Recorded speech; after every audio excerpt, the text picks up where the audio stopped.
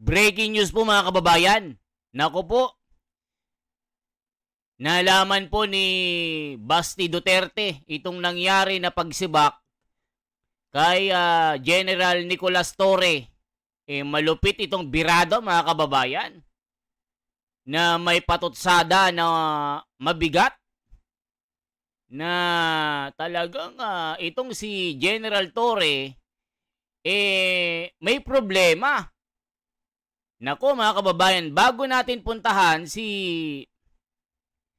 itong si Basti Duterte na talagang binira itong si General Torre na si Diwata, yan ang tawag ng mga basher Ngayon, bago yan, dito tayo kay Manang Claire, mga kababayan. Dito tayo kay Manang Claire. Ano ba ang sinabi ni Manang Claire tungkol dito? Eto mga kababayan, pakinggan po natin si Manang Claire. Ano ba ang masasabi niya dito? Uy, wag ka. Galing mismo sa bibig ni Ante. Kaya daw pala tinanggal ito. Mabigat pala ang problema internally, mga kababayan. At dito, nahirapan daw si De Junior na magdesisyon. Ipinaglaban daw ni De Junior itong posisyon ni Diwata, mga kababayan, pero wala daw siyang magagawa kundi ang magdesisyon para daw sa taong bayan. Nako po, matindi ito, General Torre. Matindi po ito matapos yung mga ginawa mong mga desisyon na panghuli kay PRRD, kay Kibuloy, baliwala lang, ginamit ka lang. Yun yung sinasabi ng mga netizen, mga kababayan. Matapos kang pakinabangan, binasura ka lang na parang tae. Yun ang sabi ng mga netizen, mga kababayan. Ngayon po, bibigyan tayo ng liwanag ni Manang Claire. Ano ba ang magiging kinabukasan ni General Torre? Meron bang posisyon? Ayon sa kanyang bibig, mga kababayan, mabigat na trabaho ito. Si General Torre lang ang makakagawa nito. Nako, eto na po, galing mismo kay Manang Claire. Eto na po.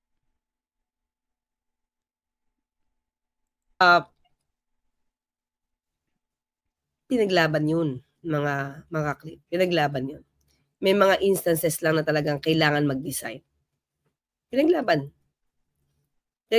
ang pwesto ni General Torre, pero may mga pagkakataon na kailangan talaga mag-decide. Being the president, bilang ama ng bansa. At sana si General Torre, no? At may ibibigay kasi sa kanyang pwestong napakabigat na sana matanggap niya. Kasi yun talaga yung balak, yun talaga yung gusto na ipagawa ng Pangulo. Mabigat yung posisyon, mabigat yung trabaho na siya lang. Yun, isa pa.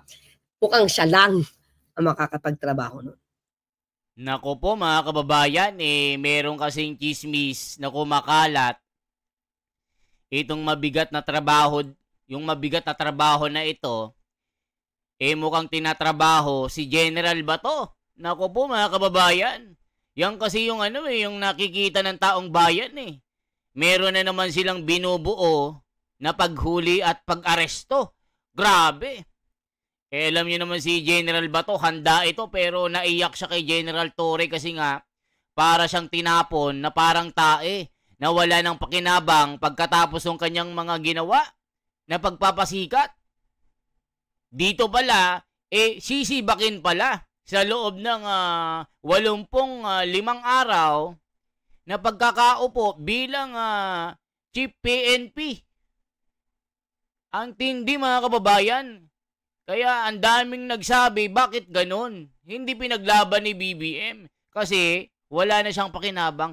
Ngayon mga kababayan, binobola na naman si General Torre. Meron na namang posisyon na ibibigay kasi siya lang daw ang may kakayanan na mag-execute. Naku, ano kaya ito mga kababayan? Galing mismo kay Manang Claire. Ito po. Diba? Yun kasi yun nasa plano ng Pangulo. I believe PBBM sa plan. Yes. Sabi ni Dina. Yeah, oo. Siguro ganito na lang mga ka-clear. As much as we feel confused and angry, I trust that the President's prerogative. Yes, kailangan nating magtiwala sa Pangulo kasi hindi niya to gagawin kung hindi ito yung nararapat. At may isang ipapagawa kay General Torre na mabigat. The smart Zoom reading glass. O yan mga kababayan, ano kaya itong mabigat na trabaho na ito na sinasabi ni Manang Claire? Naku mga kababayan, ano kaya ito? Mukhang may binabalak silang isang pasabog na, naku mga kababayan, nakakagulat na naman ito. Ano na namang pasabog ni Da Junior ito mga kababayan? Tila meron silang niluluto. Ang sabi pantakip ito sa sa flood control na iskandalo na corruption mga kababayan. Matindi.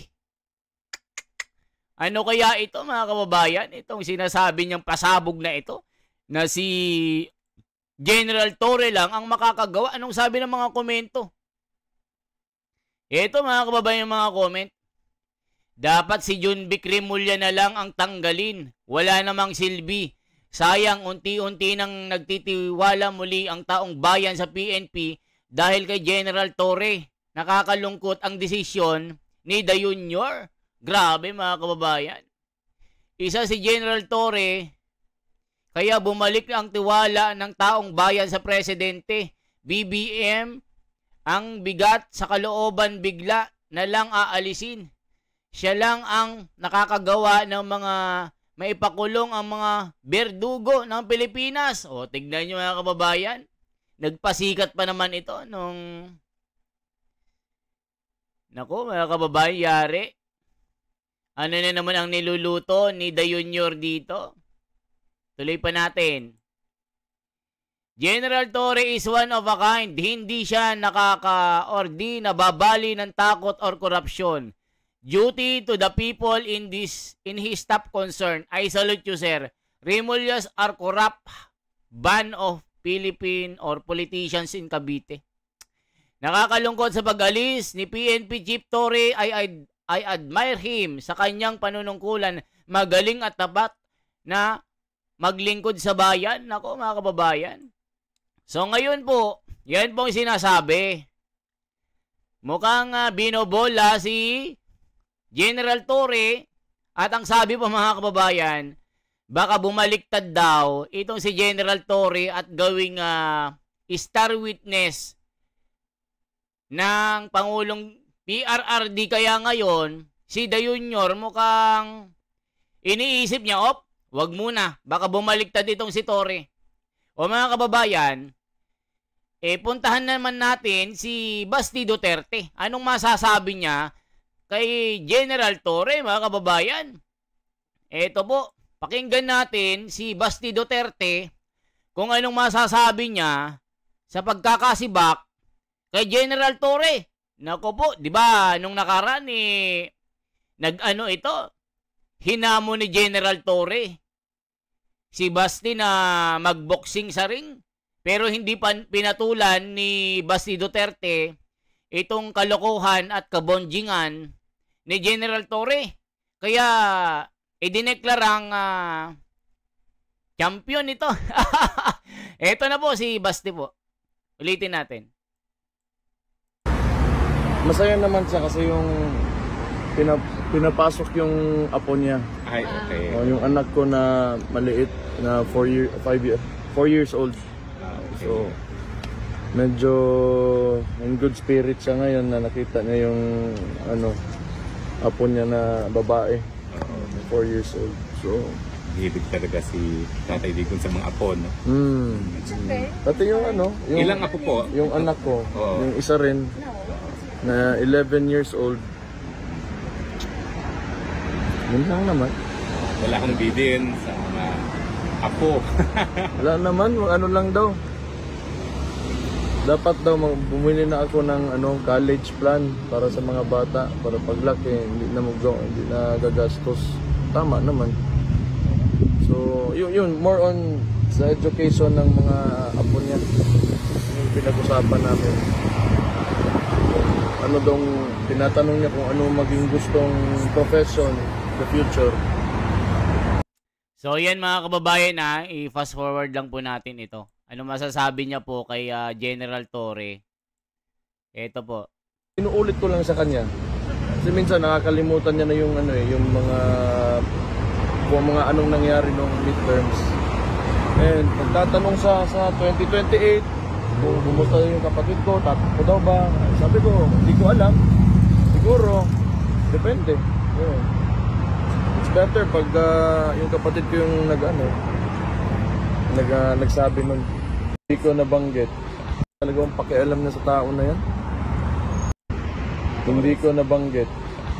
Actually, wala rin naman talagang pakialam na sa tao na yan. Ito na po mga kababayan. Mayor, tinanggal po si General Torre as PNP chief. Sa tingin po ninyo, Mayor, diversionary tactic ba ito ng administrasyon? Or Hindi ko talaga alam. Pero, lilipat lang siya sa ibang department? no, hindi talaga. Kasi, kung naging chief PNP ka na, tingin ko, demoted talaga siya. Because, wala nang mas mataas pa dyan sa pagkapulis mo. Diba? Hindi ka naman pwede ilagay sa ibang appointed position like CID, NBI.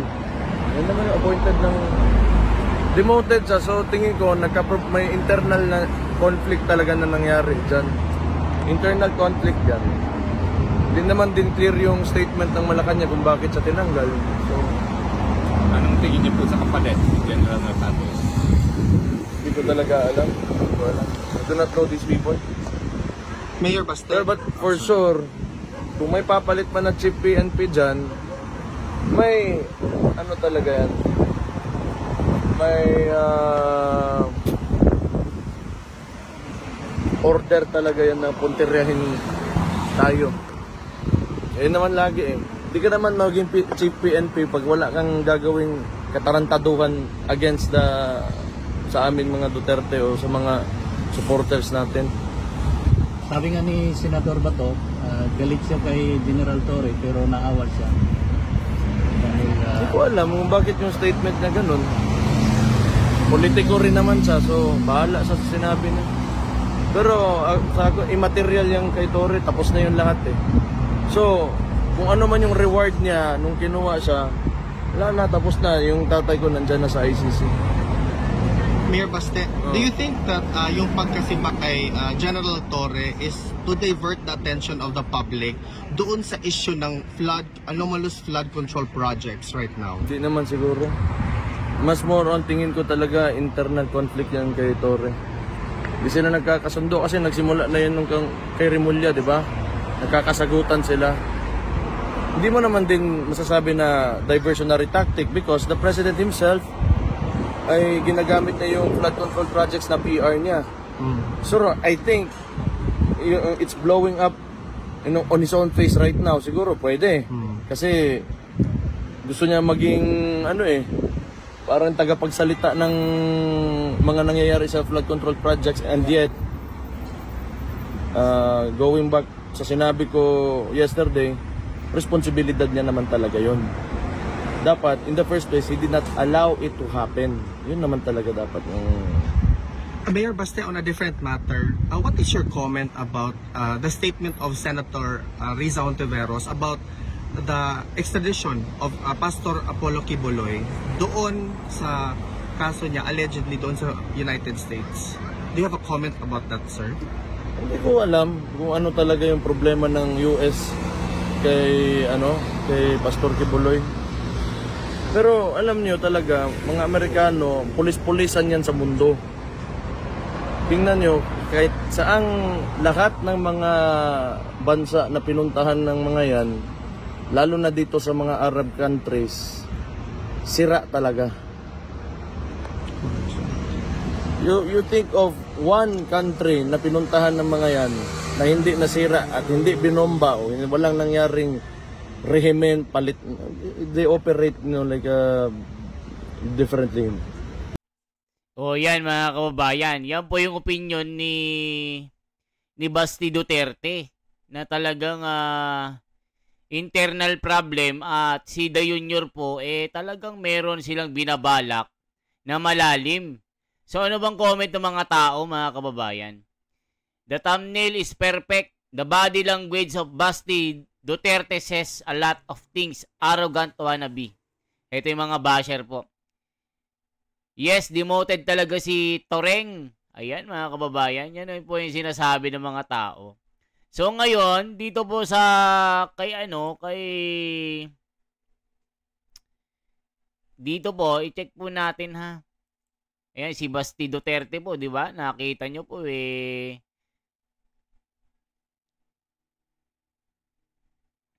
Ayan si Auntie Claire. Check nga natin, ituloy nga natin ito. Para malaman natin.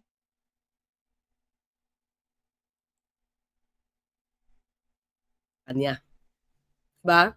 Good morning, good evening po, sabi ni Goody.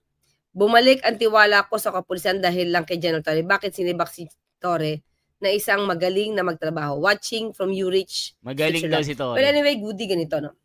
Let's give General Nartates the chance. Diba? Total, matagal naman din siya. Bigay din natin yung trust kay General Nartates. Gawin ang trabaho niya. Sabi O yan mga kababayan meron pa kasi nagsasabi kaya tinanggal si General Torre, umaasta kasi na parang presidente. Maraming nainggit dahil nung nagpunta po sa Cagayan po, pinuntahan niya yung isang mayor doon, yung engranding pagdating niya, dinaig pa si Pangulong Bongbong Marcos, mga kababayan. So, ito yung mga sabi ng mga comment. So, pagtiyagaan nyo po ito kasi, syempre, fan ni, ni Manang Claire Ito po, General Torre isang halimbawa ng isang buhay na bayani sa ating bansang Pilipinas. Sa panahon natin ngayon, grabe bayani. Di wow. Bayani ba yung dakpin mo yung isang pangulo, tapos ilagay mo, ipakulong sa ICC? Wala nang makakatulad o makakasingit kay General Torre. Yung uniqueness niyang yun. Siya at sa kanya lang yun, binigay ni Lord. Wow, grabe naman yan. Yan pa yung mga comment. Wala nang makakatulad at makakahigit kay General Torre. Wow. Ang galing. Ewan ko sa iyo, Pangulo. Attorney, ewan ko sa iyo at kay BBM. I'm not Marcos Pro nor Duterte, pero I'm trying to support Marcos government, pero parang wala lang. Kung may kaunting pagkakamali, timbangin, huwag siyang magpapadala sa mga sulsol ng nakapaligid sa kanya. Kasi nga mga kababayan, meron kasing hidwaan si Remulla at si General Torre. Ano ba ang sabi ng mga supporter? Sana si Sec John Vic Remulla ang tanggalin at si General Nicolas Torre ang ipalit sa DILG. Mas marami ang matutuwa ng mga BBM supporters. Yan ang sabi mga kababayan. Ang sabi din sa NBI, director daw, pero sabi nila abogado daw dapat. Yun mo sabi. Napakalaki ng nagawang accomplishment ni Chief PNP Torre. Walang makakagawa kundi siya lang. Sayang at napakalaking tulong siya sa administrasyon ngayon. Ba, ang tindi O mga kababayan, ngayon po, ano bang kinagagalit ng mga mga kababayan, ng mga naiinggit kay Torre? Kasi si Torre po mga kababayan, nag-style presidente kasi. Dinaig pa niya yung Pangulo. So eto po mga kababayan na, i-check lang po natin. Check po natin dito mga kababayan. General Torre. Umastang Pangulo. Ayan. Umaastang Pangulo daw. So, ano bang sabi dito mga kababayan? Check po natin ha. So, ito po yung video. Ito yung video ni General Torre na style Pangulo daw yung ginagawa niya. Dinaig pa niya si Pangulo. Kasi nga, napakayabang daw. Ito yung sinasabi mga kababayan. Ito po. Check po natin. Ito po. Ito si General Torre mga kababayan. So, check po natin bakit umaastang Pangulo ito. Ito po mga kababayan. Ito po. Para makita nyo po na ito na nga yun. Ayan. Check po natin. Bakit ba umaastang Pangulo ito? So, ito po. Ayan po mga kababayan, umaastang Pangulo siya. I-mute natin kasi may sound eh. Baka tayo Ayan po, umaastang Pangulo siya. Kita nyo po mga kababayan, umaastang Pangulo si General Torre. Kaya nagalit yung mga kalaban. Ayan po, kita nyo po, en grande. Kala mo, dinaig pa si Trump sa dami ng mga bodyguard. Nakikita nyo po. O, yan po. Kaya nagalit sila. Ayan. Grabe, en grande mga kababayan, ha? Ayan, ikaw ba naman umastang presidente? Si Bak ka talaga, sabi. Mga kababayan, Yan, kita nyo, bababa ng grabing niya, mga kababayan, Kita nyo po, ayan, sumasaludo pa. Pagdating ng Manila, si Bak. Ikaw ba naman umastang presidente? Si Bak ka talaga. Ayan mga kababayan, ano sabi ng mga comment? Ito po yung mga komento. Mga kababayan. Ang tindi ng mga comment. Ito po yung mga comment. Basahin natin. Ayan nagsasayang kayo ng gasolina samantalang mga tao nagbabayad ng buwis.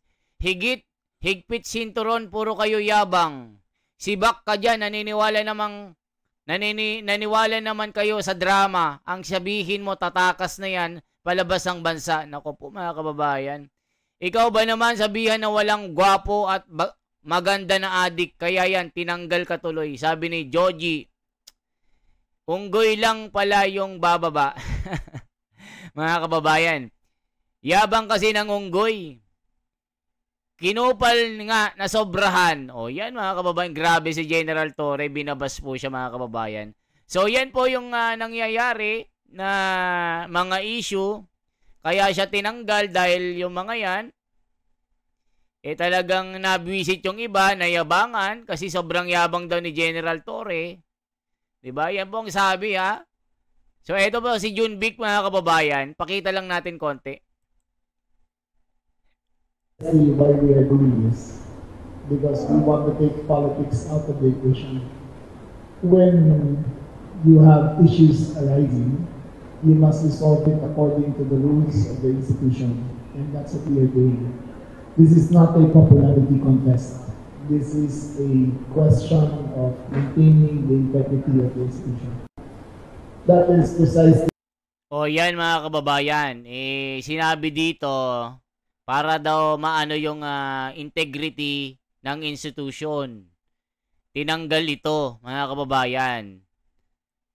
Talagang maraming nagulat kasi nga po, parang wala nang kwenta, binasura na parang tae. Yun. Anong kinalaman ng flood control sa issue kay General Torre? Pantakip daw mga kababayan Yun ang sabi ng mga komento dito. Gumagawa ng bagong ugong para hindi mapansin yung budget ng flood control. Asay Moto. Ang galing ng drama ng administrasyon ni De Junior. CB Zian Ferrer. OIC ng PNP, PLT General, samantalang si General Torre, full-fledged General, demoted si General Torre. Ipadala na yan sa South China Sea, sabi ni 25. Pikit na naman mga DDS, nakakatawa. Bullshit, no loyalty. Flood control kagawad. O yan mga kababayan. So yan po yung mga balita na umaarangkada. Diba? Yan po ang sabi. Talagang ano bang sabi dito mga kababayan? O, tignan nyo po mga kababayan. Yan po yung mga balita. So ano masasabi nyo sa mga aksyon na ito? Meron daw mabigat na posisyon para kay General Torre. Kahit masakit kay BBM, itong nangyari na pagsibak sa kanya, wala siyang magagawa, kailangan daw mag-decide. Pero sabi niya, merong mabigat na iaatang na trabaho na siya lang ang makakagawa. Si General Torre lang. Kahit sinabi ni General Torre na walang gwapong adik, mga kababayan, walang gwapong adik, Torre sa mga adik. Dahil daw dito talagang tinanggal po siya mga kababayan. Po mga kababayan, no? Ito po. Torre, lahat ng adik pangit. Torre na maalam na sa White House ng Camp Crame. Yan po yung sinasabi po ng mga tao mga kababayan, no? Walang gwapo na pangit, ay walang gwapo na adik. Ayan, tuloy mga kababayan. Yan po ang sabi. Anong sabi dito? Nasibak ka tuloy. Ito po mga kababayan, no? Pangit. Di ba may nakita pa yung, di ba dati? Tingnan nyo ang before and after. Artista, napakaganda, na addict, tingnan mo isura. Di ba? Diretsong usapan, real talk. Wala pang addict o substance user na gwapo at maganda. Lahat. O mga kababayan, dahil dyan tinanggal si Diwata. Na real talk tuloy si General Torre. Ayan, salita ng salita, yun tuloy. Nagalit si bottom line BBM. dyan, wala pa akong nakitang addict na maganda at gwapo. Lahat ng addict, pangit. Di ba may nakita pa yung, di ba dati? Tingnan nyo ang before and after. Artista, napakaganda, na addict, tingnan mo isura. Di ba? Diretsong usapan, real talk. Wala pang addict o substance user na gwapo at maganda. Lahat. O yan mga kababayan. Who's here when Torre was fired? Andy. Same like you po, sabi ni Taurus Vlog. Tama ka dyan, look up. Wait na addict. Who's talking? So, sinasabi mo addict ka. Sabi nyo, daming comment to mga kababayan. O, dyan yata nag-umpisa ang mga problema. Nadagdagan na lang ng Napolcom issue. Back to you. Mga boss, no? Sa'yo na mismo galing yan, sir, ha? Totoo, sabi niya, maganda ka at gwapo. Kapag nag-addict, pumangit. Lalo matagal na nag-addict, mga lubog na muka, pati mata na iba. Ayan. Yan po sabi mga kababayan. Kaya dito, nagalit daw si BBM. Mga kababayan. So, anong masasabi nyo po sa mga isyong ito? Ano ang mga likod? O ano ang mga kwento na mga istorya na nasa likod ng mga ito? Bakit sinibak si General Torre sa kabila ng kanyang pagiging loyal sa Pangulo? At sabi rin ni Manang Claire, merong nakaatang na mabigat na trabaho kay General Torre kaya inilis siya sa pagiging chief PNP ng mga pulis. Mga kababayan, anong masasabi nyo? Isang like, isang share po, isang subscribe. Salamat po. Ako po ang inyong ka-Wonder Fanatics, The Wonder Philippines. Mabuhay po mga kababayan.